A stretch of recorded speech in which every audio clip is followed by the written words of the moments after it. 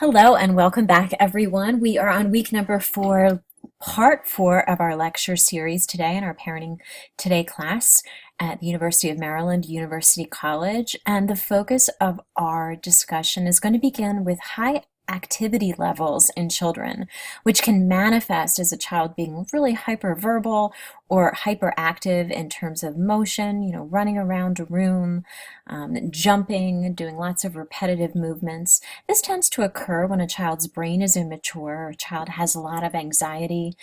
Children can also tend to model their parents' activity level, so it's not uncommon to see a parent that's very high energy, has a high activity level, and their child in tow is also modeling that particular high activity level that the parent is displaying.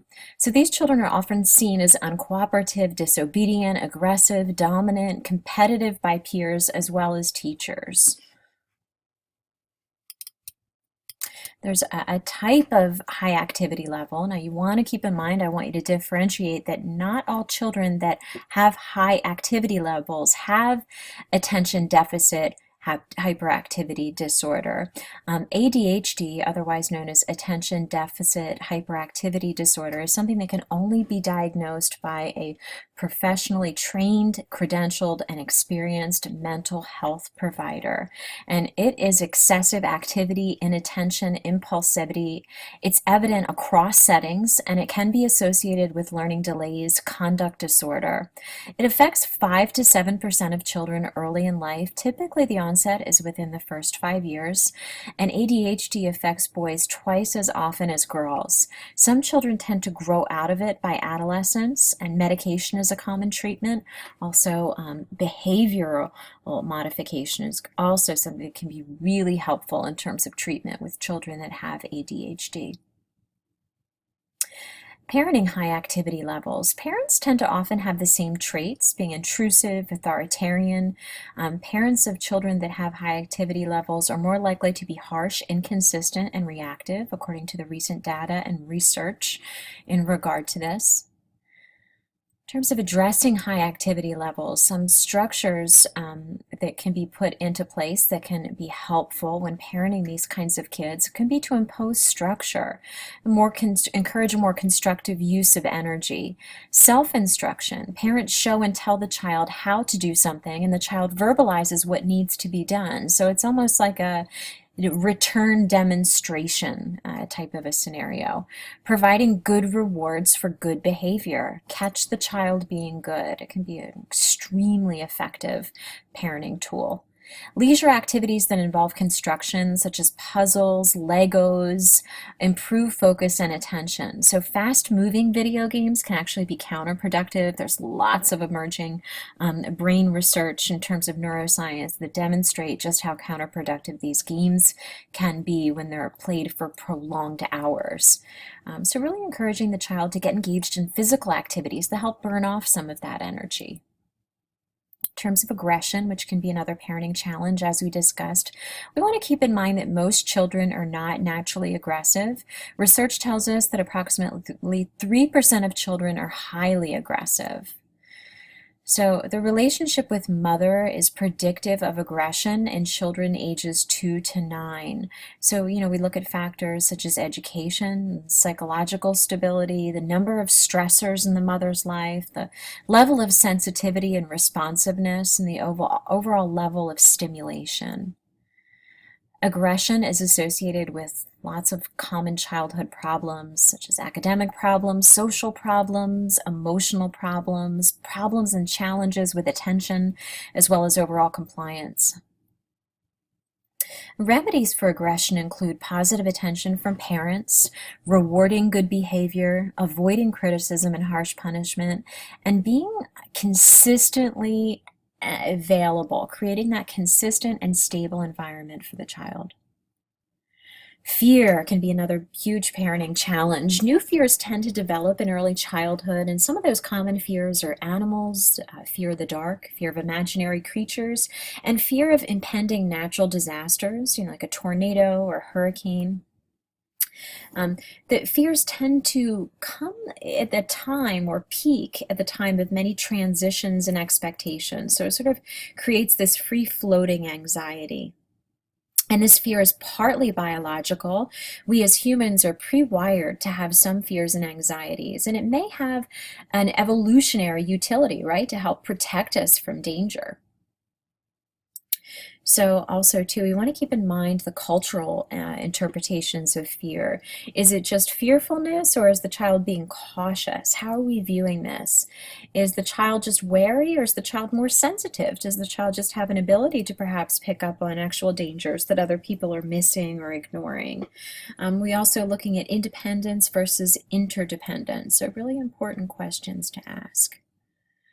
The role of parents in creating fear. So parents that have inhibited infants and toddlers tend to be overprotective, the research tells us. Children that are inhibited in early childhood, parents tend to become more harsh and directive and telling the child, hey, just get over your fears. Whereas a better approach that research tells us is to encourage independence and helping children overcome fears. So it leads us to a good question here in our Parenting Today class. Can you be too overprotective as a parent? A 2002 study found that overprotective parents have children with more adjustment and behavioral problems. So there was a 2010 study that was done in Japan that scanned the brains of people in their 20s who had overprotective parents. And as a result of these studies, these brain scans, it was demonstrated that children of overprotective parents had less gray matter in a particular region of the prefrontal lobe as compared to those who had healthier relationships. And going back to that earlier discussions that we've had in terms of neurobiology and brain biology, we remember that that prefrontal lobe is primarily the area that's responsible for rational decision making and that higher order thinking.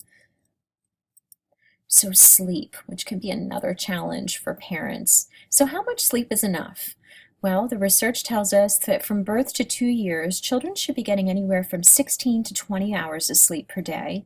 Children from the ages of 2 to 5 years need 11 to 12 hours of sleep.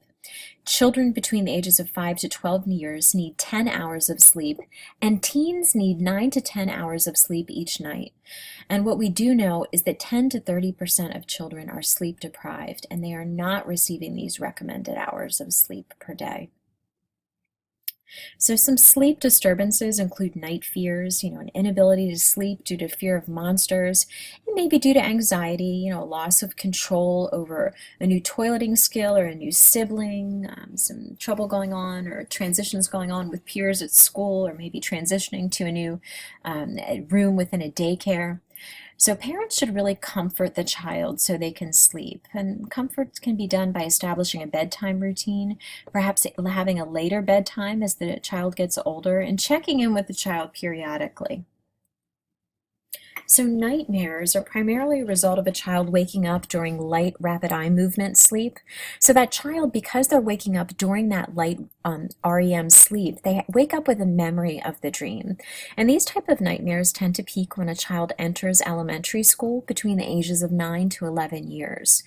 So it's best that the parents should comfort the child. And frequent nightmares may indicate an adjustment problem or an anxiety during daytime hours. So it's sometimes can be very wise to get a counselor at school or a private mental health professional involved, just to help explore the reasons for these sleep disturbances and get some strategies for tackling them. So partial wakings are manifest as night terrors, sleepwalking, or sleep talking. So these indicate difficulties transitioning between light and deep sleep. So oftentimes if children are sleepwalking or sleep talking, they have no memory of the event. They do not appear to wake up during the event. They are not able to be comforted. So a child that is sleepwalking, let's say, they're very upset and crying, they're not responding at your attempts to comfort them. And what's best to do in these type of situations is to gently guide the child back to bed, make sure that they're safe. And this right here is just some brainwave tracings, again indicating the different stages of sleep in the sleep cycle. So now we're going to shift our focus and talk a little bit about temper tantrums. And it's really important to differentiate between the types of temper tantrums. So that is differentiating between manipulative and the temperamental tantrum. A manipulative tantrum is defined as an attempt to get something, and it is completely within a child's control.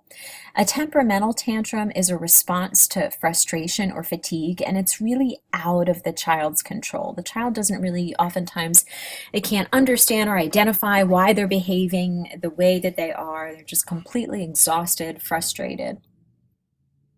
A parental response to a manipulative tantrum, it's often best to ignore it or remove the child from the situation, really refuse to give in. You're really teaching a lesson here. If we look at this situation strictly from a behavioral analyst position, by giving into a child's temper tantrum, we are essentially teaching them that if they have a temper tantrum, that's something we're going to reward by giving them what they want. So parental responses to temper tantrums can be temperamental temper tantrums rather, should be mutual problem solving, actively listening, talking in a calm, comforting, and a sympathetic voice with a sympathetic approach. Try to correct correctable situations, perhaps waiting out the tantrum, and then insist on the behavior change once the temper tantrum has really run its course. So managing stress, it's a really important aspect of parenting that we're going to begin talking about on our next part of the lecture series. So thanks for joining me here, and I look forward to catching up with you on part 5.